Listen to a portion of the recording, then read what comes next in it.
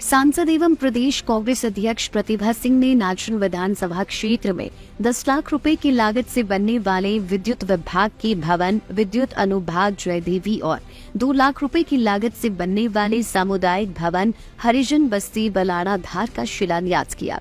उन्होंने माता भद्रकाली मंदिर भराड़ी चांबी में पूजा अर्चना कर जनसमूह को संबोधित किया। विश्राम गृह कोठेन में उपस्थित लोगों की समस्याएं सुनी तथा संबंधित विभागों को जल्द ही निपटारे के निर्देश दिए। राजकीय वरिष्ठ माध्यमिक पाठशाला जयदेवी के वार्षिक पारितोषिक वितरण समारोह में बतौर मुख्य अतिथि शिरकत की तथा विभिन्न क्षेत्रों में उपलब्धियां हासिल करने वाले बच्चों को पुरस्कार वितरण किए गए।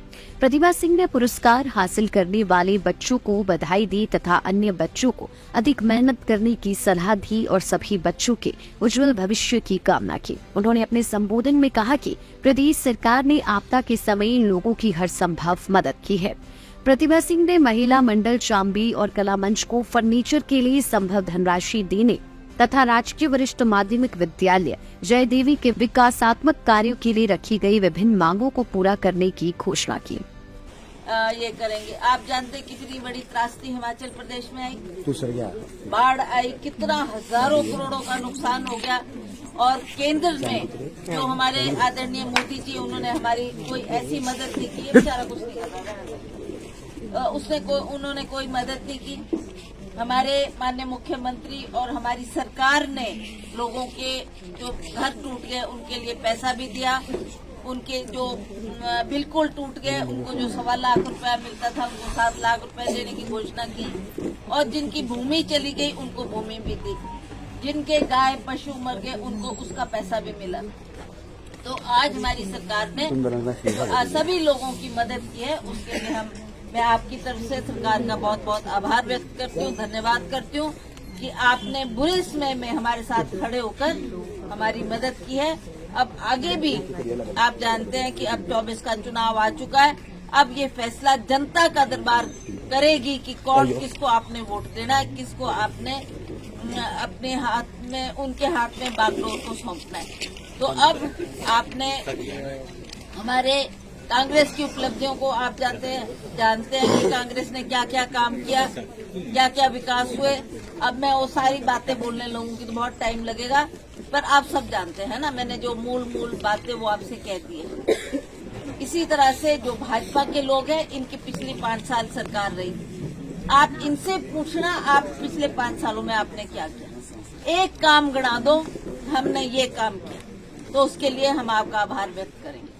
पर मुझे नहीं लगता कि कोई इनके द्वारा ऐसा ठोस काम हुआ, और इन्होंने उन्हीं कामों का विधिवत रूप से उद्घाटन भी किया और उन कामों को लोकार्पण भी किया जिन कामों को पिछली सरकारों ने पूरा किया। पैसा भी उनके टाइम आया कांग्रेस की सरकार का, और वो विकास के काम हुए और वो कंप्लीट होके तैयार हो चुके थे जब इलेक्शन आ गए और दूसरी सरकार बदल गई, बीजेपी ने फिर उसका विधिवत रूप से उद्घाटन किया। तो मैं आपसे ये निवेदन करना चाहती हूँ कि अब आया 24 का इलेक्शन, 24 के इलेक्शन में हम तो अपने काम की बात आपसे करेंगे कि ये काम हमने किया, ये स्कूल बनाया, कॉलेज खोला, ये सड़कें बनाई, ये जो विकास के काम है उनको आपके सामने रखेंगे।